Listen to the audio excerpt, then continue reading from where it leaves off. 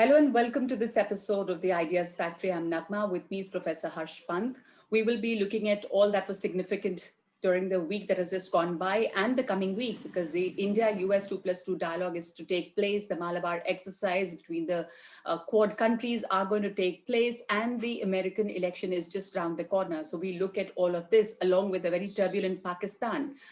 I want to start, Harsh, by looking at the final round of presidential debate, which really was a debate after all. After the first very raucous round of debate, this time we saw that there was restraint from both the sides. Probably the mute button or the threat of it helped really. And we saw that even though a large part of it focused on the pandemic and it started talking about the pandemic, uh, how do these debates really affect the minds of the voter? A large part of the American vote, a large section of the American voters have already cast their vote or have made up their mind. Studies have shown that these televised debates do not really affect the voters a lot.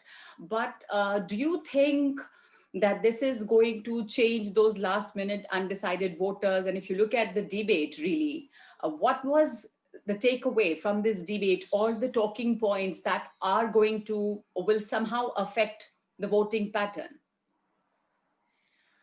Yes, thank you, Nagma. I think what the first thing that comes to your mind when you try to examine this particular debate, which was the last debate of the three, of which one did not really happen, I think the fact that this was actually a debate where conversation happened, where two sides presented two different visions to the country, as it should be in a presidential debate, and the two main contenders really articulated where they want to take America, and where they want to take certain policies, both in the domestic and the international space.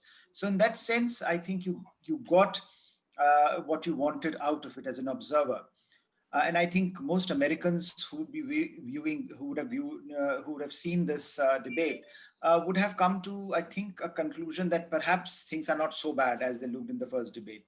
Because the first one, as you said, it was hardly a debate at all. It was more a slanging match, and it sort of represented American democracy in a very poor light. So with this debate, I think the structure of the debate was such that the two candidates were able to manage it without getting into the kind of diatribes that shaped the first one. And the two candidates were also able to respond to what the others were saying. So you actually understood very, very clearly, if you hadn't by now, what the difference is between the two, as to where the two are coming from, and where they are willing to take the country.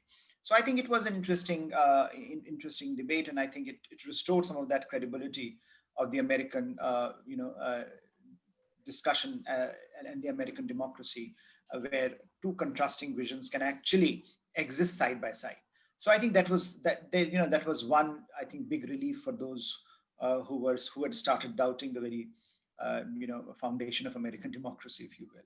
But I think in terms of the topics, and in terms of the range that it was covered, it covered quite an extensive one, because this was really the only debate that has happened, and the fact that you had Mr. Biden, who really wanted to show and to underscore Trump's incompetence in managing. So therefore, coronavirus, the epidemic, and how it was handled, the numbers. I think that was his main that was the starting point. That was what he was trying to beat Mr. Trump with, and the fact that that when he said that people are dying, people will be dying, people have learned to die with it. I think that was a very strong statement, because Mr. Trump, on the other hand, was trying to show that everything was normal, including the fact that he came out of this crisis was normal.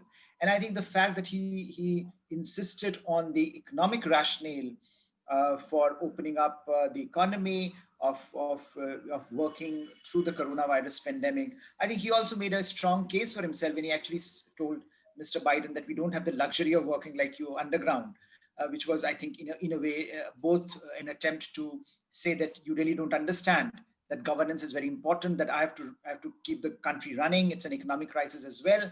And the fact that Mr. Biden's more or less entire campaign has been out of sight. And he has run a very campaign which has been which had been through behind the closed doors. So in that sense, I think he was trying to do a lot of things there. But I think what actually would make a difference, or seemingly might make a difference over the next 2 weeks, is this question of oil industry, which was one of the last issues that was touched upon. But there were, on the one hand, I think the fact that climate change got such a big billing in this debate shows how important this issue has become as far as these two contenders are concerned, because they have very different visions about this challenge.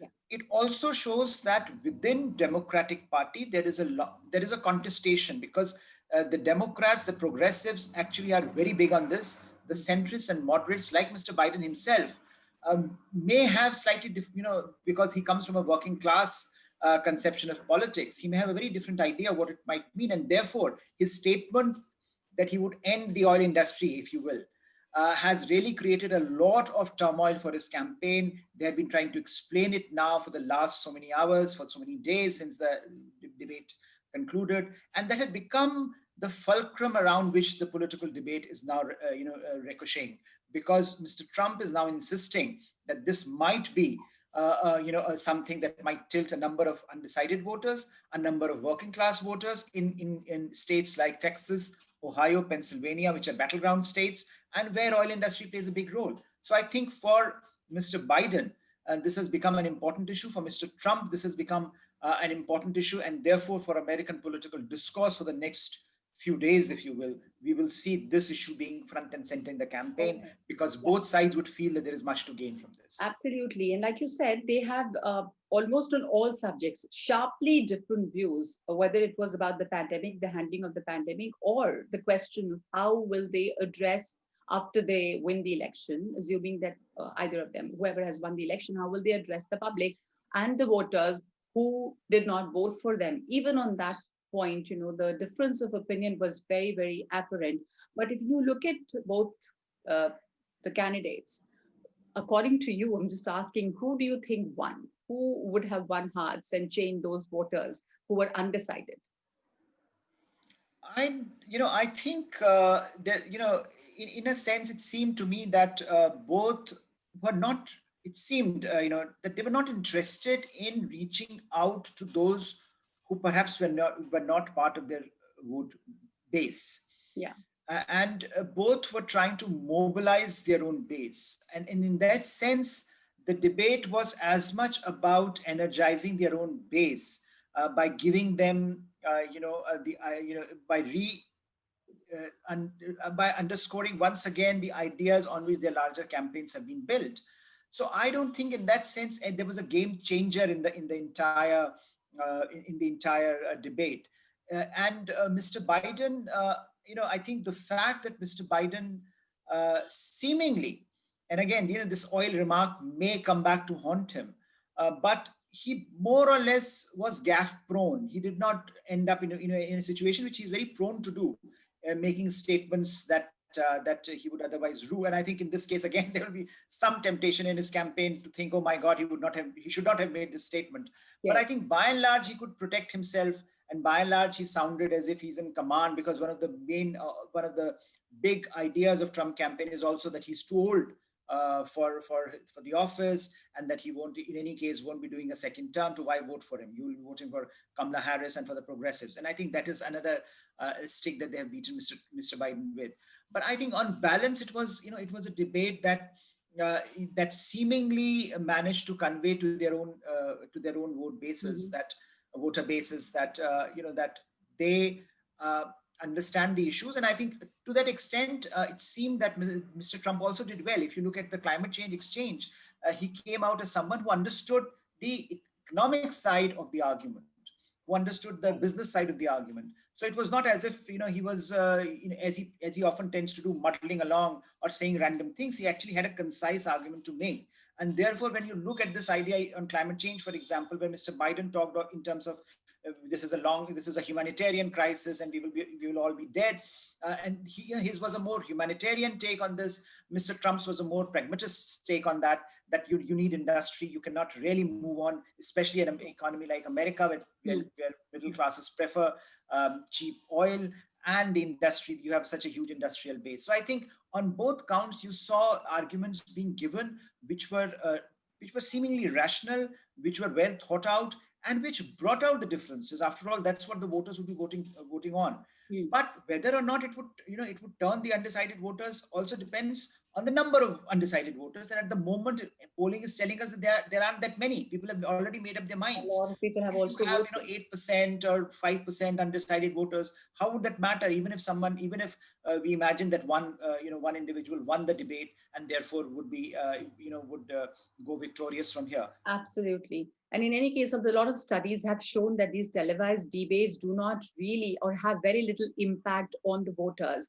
Now, moving on from there, when you're looking at the American election, there's hardly like a week left for the American election. And at this time, India and US are going to engage in a 2+2 ministerial level dialogue for which Pompeo and the Defense Secretary are traveling to India.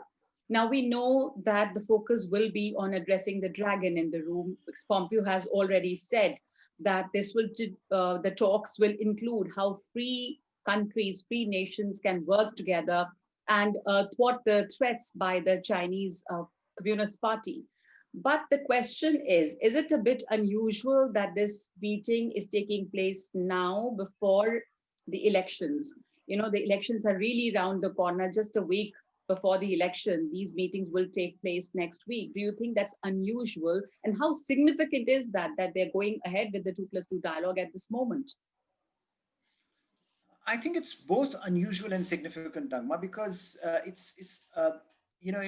never before would you have seen this kind of diplomatic investment being made in the region, and not simply in India. If you look at Mike Pompeo's visits in the past, and now that he's also visiting India, he'll be visiting Sri Lanka and Maldives. Yes.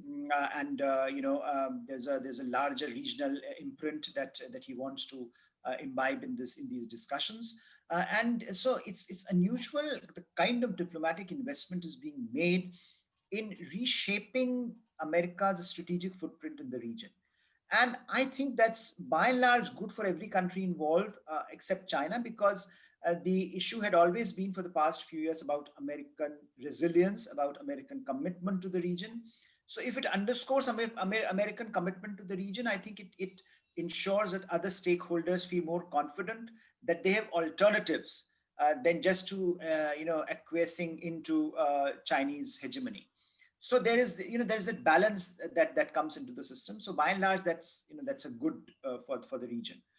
Insofar as this significance is concerned, the 2+2 significance is concerned. Again, I think it's significant because clearly there are enough stakeholders now in the American establishment who believe that you cannot wait for this till elections are over, until the new dispensation is in office. I think 2+2 is now, and it underscores the institutionalized arrangement that now exists in place for Indo-US relationship to continue to move forward despite changes in government, despite changes in administrations. So the fact that you will have two most important cabinet members of Mr. Trump here just a few days before elections, and the fact that you have behind them the entire bureaucracy supporting them, two most important bureaucracies, defense and state, I think underscores how far Indo-US ties have evolved and how institutionalized they have become. That it does not matter that you have elections, it does not matter that you may have a change in government. What matters is that the larger strategic convergence continues to drive the larger trajectory of this relationship. And I think that's a message that will go out from this 2+2. And also we will see some results which perhaps we will only know once they have come here and signed. But I think the message will be very clear. Absolutely. We shall discuss that next week. We'll be looking at whether BECA is signed. We'll be looking at any defense pact that's going to take place. So all of that. But right now, it clearly shows America's focus on the Indo-Pacific strategy, which involves countering China in the region and the threat from the Communist Party. Now, also, Harsh, if we look at the upcoming Malabar exercise and the decision to include Australia into the crucial Malabar exercise, it is a sign of growing cooperation between the Quad countries and in their effort to safeguard a very open Indo-Pacific. It also marks an important change in the course of India-Australia and India-China relationship, and it also shows that both India and Australia are now willing to give up that inhibition they had earlier of upsetting China. So how do we look at this coming together of these countries for the Malabar exercise and the growing cooperation between them? China, of course, has been raising concerns, but it does signal a change. Yes, it does signal a change, and I think it signals an important shift in the mindset of the larger region. I think the regional environment has undergone such a tremendous change in the last, I would say, few months, that these steps, which would have generated a lot of debate and discussion before, now look par for the course. Now look, that this is something that should have happened long back. Of course, there were different circumstances in the past, and it took India a while and Australia a while to get used to, this kind of an arrangement, to the idea of this kind of an arrangement, of working together on military issues at a quad level. But I think, the kind of structural changes that the region is passing through, uh, had made it virtually impossible not to have such an arrangement at some point in time. What has happened is that uh, China's role, its aggression, its assertiveness has accelerated that process. So, if, for example, India would have done this, say, a few years down the road, India is now doing it today because of what is happening around India, and with what is happening with China, and China's refusal to acknowledge Indian concerns one bit. And therefore, from Australian side as well, this is something that Australia has been now asking for a while, and has shown interest for a while. And now that it has happened, I think it also shows the comfort level that at one point was not there between India and Australia, today has reached a level where they can think of these kind of arrangements. And also it shows a gradual institutionalization of the larger quadrilateral engagement. It shows that that arrangement that initially was seen as somewhat iffy, somewhat undefined, is now getting defined bit by bit. Still not there yet, but you have had the Quad ministerial meeting a few days back. Now you have the decision to have Australia and the Malabar exercises, underscoring the need to give the Quad some kind of a military quotient. And all that means that you are moving from just talking about Quad to thinking about how to operationalize it in real time. And that's what is going to be important going forward, because clearly none of these countries have the capacity at the moment to take on China on its own. We have our own bilateral differences, which are also very different in tone and tenor. So now that the countries are looking at the region in a much more cohesive manner, I think it allows for greater possibilities to emerge, both institutional as well as operational, like the Malabar exercises. And I think it is a good step forward in operationalizing this idea of like-minded countries working together to achieve some identifiable aims. Absolutely. And it signifies that change in mindset that you pointed towards. See, the countries are now seeking alliances that may pit them directly against China. We've had a statement from the Australian envoy to India in an interview where he said that it was a mistake earlier in 2008 to pull out of the Malabar exercises. And now Australia is not hesitant to be a part of these exercises. Clearly, Harsh, 2020 is turning out to be an inflection point in the world's relationship with China. And that's what we are looking when we look at Taiwan. Something similar is happening. India has been deliberating a trade talk with Taiwan. China has reacted very angrily as expected, but we really don't know whether we'll go forward right now with this, but it does show, or it does open possibilities for Taiwan, which has had very limited diplomatic trade relations with the world. And do you think is India opening new fronts now with China in Taiwan by if it goes ahead with this, and how important will this be for India? I think Indo-Taiwanese relationship has been growing on its own accord for some time now. But China, of course, has injected a new dynamic, a new momentum to this strengthening. Now, as of now, of course, Indian government has not officially said anything on the trade talks. There has been speculation in the media that that might be a possibility.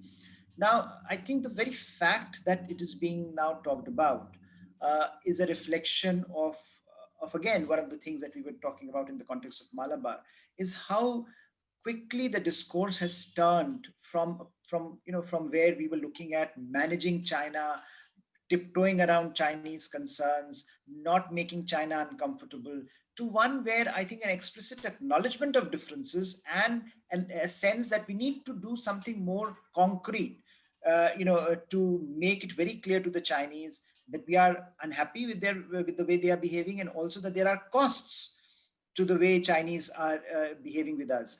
And I think Taiwan, in that sense, becomes, of course, moves from a bilateral matter between India and Taiwan to one where China is also involved, and therefore Chinese reaction has been what it is. After all, India and China have been developing their relations. We don't have formal diplomatic ties, but cultural ties, business ties, tourism ties have been developing since 1995, opening of the offices. It was in 1995 that India and Taiwan opened offices, respective offices in their, in each other's territories. And since then, the relationship has been growing. It has been growing, but it has been growing under the radar of China. It has been growing India has not reneged on its one China policy. India continues to abide by one China policy. But within that one China policy, first, there is a lot of space for India and Taiwan to grow. And of course, Taiwan is independent when it comes to its own decision making. So Taiwanese government has made it very clear that they would appreciate a scaling up of engagement with China, with India, and that is what is happening. We have been growing, in specific sectors. India would like, for example, Taiwanese help, in particular with semiconductor industry, electronics. So there we have the engagement has been burgeoning. Strategically, also, I think if you look at Taiwan's role in the pandemic, during the pandemic, it was appreciated worldwide, where China was criticized. And Taiwan was the first country to help India with medical support. So there has been a lot that is happening, and there is a wider debate in the country which argues that why should India hold on to one China policy when China does not really support one India policy. So I think there are questions around those larger issues, which would much depend on how China responds. And India is signaling that India again is that New Delhi is willing to look beyond its traditional assumptions, that it would not stick to the original assumptions. And I think all this, some actions there, some reports here, signal a larger change in mood in New Delhi, which I think Chinese policymakers, Communist Party should take seriously if it wants to have a normal relationship with India. That's a big question. If it wants to have a normal relationship. And like you said, it's signaling a change, and it's we've seen this change actually all over the world. Thank you so much, Harsh, for that discussion. But that's all we have time for in this episode of the Ideas Factory. There's a lot happening next week, so we look forward to the next episode. And this year, clearly, the way world looks at China has changed, and the world's relationship with China has changed. So we shall look at more of that and the other things in the next episode. Thank you. Thank you.